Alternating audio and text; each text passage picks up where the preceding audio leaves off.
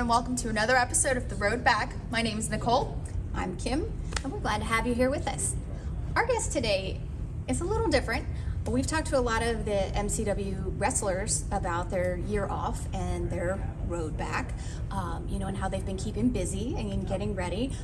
But our guest today sees things from a different angle. She is the law and order of MCW. So of course we're talking about, super excited, to see a female referee who is not afraid to get in there. She's not a pushover by any means. And she's had a very long career here. She's very well known. Yeah. She is a fan favorite for sure. Absolutely. And, with being law and order, there's things that maybe the fans don't know that she does behind the scenes. So I'm excited to get into that with her. So stick around. Yeah, we're going to take a look at some of the highlights from Beckie's career here, and then we'll have her here ourselves. Very special guest referee. Oh, yeah!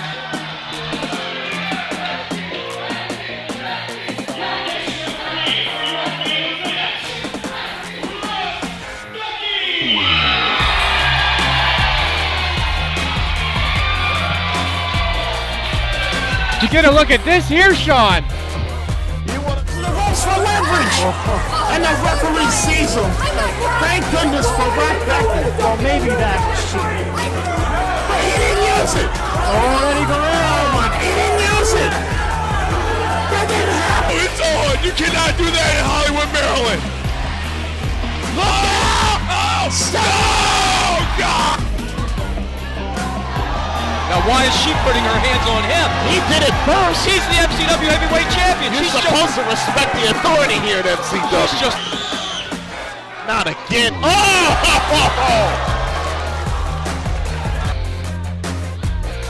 Uh-oh. Look at Beckie here. Oh, stunner. Stunner to Tara. Oh, the low blow. Look out, Beckie with another stunner.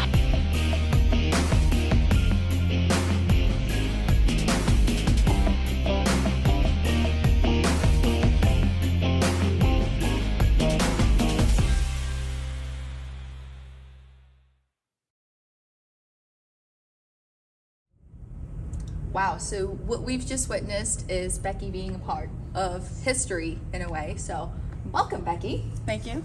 Very excited to have you here. See you guys. How have you spent your year off? This past year, isolated. So I live close to here. So when this place opened up, it was really nice to come back and start training. I telework, so I haven't isolated and stayed at home a lot. I guess trying to regroup and refocus myself, internal peace, because I know a lot of people had a lot of momentum going on, right. And then when that momentum stopped, a lot of people didn't know how to deal with it. So I'll say the last year I did a lot of meditation, a lot of inward looking and seeing I guess realizing and holding on to my biggest strengths and just focusing on stuff that I can control.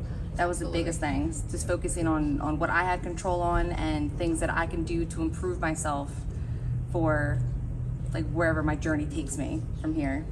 Now, most wouldn't know, fans, you are technically the locker room mom. You make sure that everyone's fed during the shows, and everyone can appreciate that. Did you miss that at all during the time off? I did. Every now and then I'll look at my crock pots and take the dirt off of them and I miss you guys. That's really a lot of people think, oh, she's going out of her way cooking or bringing food in. I really look forward to that. A week prior to a show, I'm not gonna lie, and I hope people that I work for don't see this, but I would actually go online hours at work and try to find a new recipe because I want to try something new. I'm what else could I make for this show? To me, it was cooking for a family gathering. So it was always really exciting for me, and I love doing that. I love to make sure people are fed. And we appreciate it. Right? We can say that we appreciate it. That's how you make friends. You can speak for the whole you locker bring room. food. Like, I'm really strange. I have like a huge fear of people going hungry. Like, we're not in the first world. Like, I fear people going hungry. So that's why I like to bring food. Everywhere I go, I bring snacks. Like, if I go out on the road and do a show, I'll have a cooler of snacks. And if I think someone's hungry, I'm like, oh, you want something? They're like, where'd you get that? Shh, just take one. Well, you actually had the Beckie bucket of snacks. I know, I really want to go and grab it. I should have had it right here. You guys want something? Maybe we can just dub that now. It's the Beckie bucket.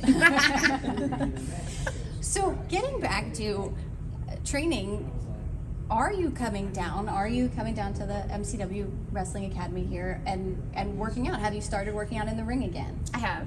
Yeah, like I said, I live like not far from here, so I'm here every Tuesday and Thursday.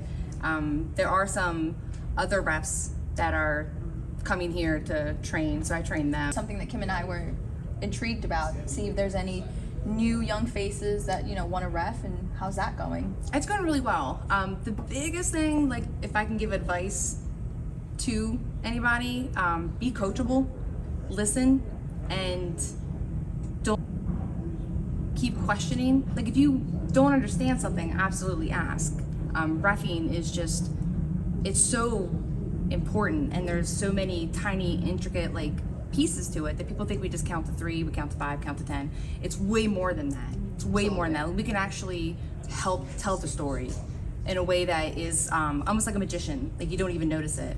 So if you want to become a ref or even a wrestler, if you just want to be in the business in general, be coachable, listen, and don't say, but what, if you have a question, that's one thing. Like, I don't understand this, explain it more. Right. But if you keep saying, but what if, it becomes, it's hard to train somebody when they keep doing that. I think the saying was always keep your mouth closed and your ears open, Yes. and you just might learn something. So Amen. So you're testifying to that. Yeah, because I've been on the other side. I've been on the other side where, and you will get people who give you different ways of looking at something. Yeah. And one of the greatest things I ever had somebody tell me is when people give you criticism or they give you lessons to learn and stuff like that, if you've heard conflicting things, it's a smorgasbord. Yeah. So really, you just hold your plate, listen to them, and then start picking things and put it on your plate to tailor to you, who you are. So that's a good one. I like that. Just keep your ears open and mouth shut, and Just might learn. you might something. learn. Now with the show starting to come back, are there any matches that are you looking forward to being a part of? Are there any that kind of stick out to you that you want to, you've made history in a lot of different matches, and you've reffed very significant, household names. So is there one that you might be looking forward to? I look forward to every single one of them. I really do. I look forward to being in front of like hundreds of people, and I look forward to being in front of one person, because you learn during any match.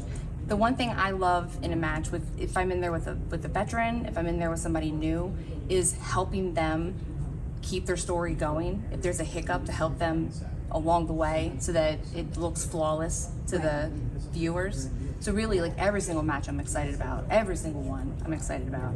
Now, when you first started as a referee, did you feel any kind of intimidation if it was going to be a men's match, or do you prefer the men's matches to the ladies' matches? Certainly we have seen you're not afraid to get in there, whether it's male or female. You're not afraid to get in there and lay down the law there. But do you get intimidated?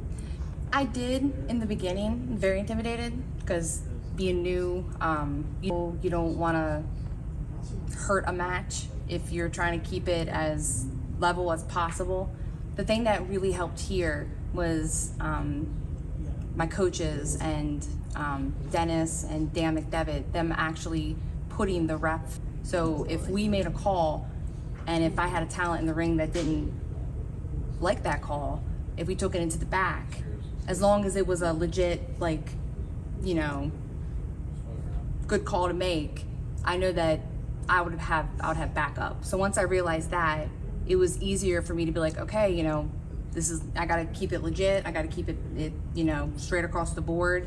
And if a mess up happens, which we never want to mess up, but if we know a mess up happens, as long as I was on a level field with everyone, then I knew that I wouldn't get like in trouble. Internally, I would think of it and, you know, what could I have done to help that out? But it's nice to know when you're at a promotion that actually takes the ref serious, because if the ref gets buried, if the ref doesn't have law or rules, then how do you establish a heel and a face? Like how do you tell a story? Absolutely. You can tell so much more stories when you have laws to break and rules to bend. Absolutely. And I think what's surprising too is, you know, a lot of times you think it's this guy versus that guy, and there's the ref. But you are actually loved by the MCW fans. I mean, you like, they are happy to see you. You are just as much a part of every match out there as the guys or girls, you know, actually wrestling. When that first started, so when they first started kind of coming, you know, like coming up for you as you're coming out, did a part of you think, oh no, that's not what you're supposed to do? Yeah, every single time. Every single time. The one thing I love about being a ref is I love being that fly on the wall, because I get uncomfortable with like attention on myself. Yeah. So if I feel like I'm taking too much attention, that does make me feel uncomfortable. But being at MCW, like the fans here, because I worked the door before I was a ref, so I always made a point that when people came in, I wanted them to feel like they were coming into like a family situation. So if I knew people's names, I would say it. Like I would make a point to remember it, because I have a weird little way of doing that. I used to be an aerobic instructor, so like I would make little like rhymes and stuff in my head to associate someone's name with, you know, with them. Absolutely. So when they came in and I knew their name, I always made sure I said their name, because that goes a long way. If you walk in and someone remembers your name from like a month ago, like, what? Yeah. Okay, yeah, I'm where I need to be. All right. I'm like, yeah, enjoy the show. So I always got so nervous because I knew so many of the fans. So like I've been in the ring with NXT, I've been in the ring with Ring of Honor, I've been in the ring with Evolve, and I wasn't as nervous as every single time I do an MCW show. When I do an MCW show here, like I feel like I'm gonna get sick. Like I get real nervous and I'm like wringing my hands, and because it's like I feel like if I mess up, Yeah. it hurts me deep inside when I do it in front of family. Does that make sense? Absolutely. When I do Ring of Honor, NXT, or Evolve, like I had people in my ear, so that was very comforting to know that I had somebody in my ear. Right. Here you don't. It's all based on like you making the call, and like I said, I just know so many of the fans, so it's always it's way more nerve-wracking here. It's a good nerve-wracking. Like I never want that nervousness to go away. Yeah. But being here, because I know a lot of the fans, it does make it more intimidating. You just said it yourself. You've been at NXT, Evolve, Ring of Honor. What's next at MCW? You looking forward to being back in the shows, and is there, I guess what I'm trying to get at, is there a specific match that you want to be a part of? The main event. I mean, event. I think when I did the first main event, that just meant the world to me, because one of my teachers here is Mike Keener, and he's been everywhere. He was with Ring of Honor when they first started, Evolve, ECW. So when he said you're gonna be part of the main event, like it was, I'm like, oh my gosh, can I hang this on my refrigerator? Like have him say that, it meant that like you're ready for this. And he's signing off on it, like, you know, you're ready to do this. I have faith in you. And to have someone that was one of your trainers to say, I have faith in you, you're at this point, you can do this. It's like, I can do it, and at the same time it's like, oh my god, I have to do it. It is.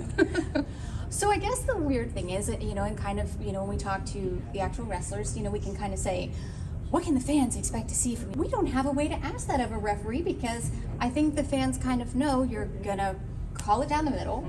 You don't want to see any weapons. You don't want to see any cheating. You know, don't choke on the ropes. So they know what to get from me. They do. But one thing's for sure, I'm sure everyone's excited to see Ref Becky. To see everybody. And just remember, if you do see Ref Becky at the show, ask her for a snack, because she has one. I'll probably have it in my pocket ready. Well, Ref Becky, Thank you. It was very nice to spend this time with you, and I don't know if I'm more excited for us to get back to shows or for the crockpot and meatballs, but they're going to come together hand in hand. So, but thank you everybody for joining us for another episode of The Road Back.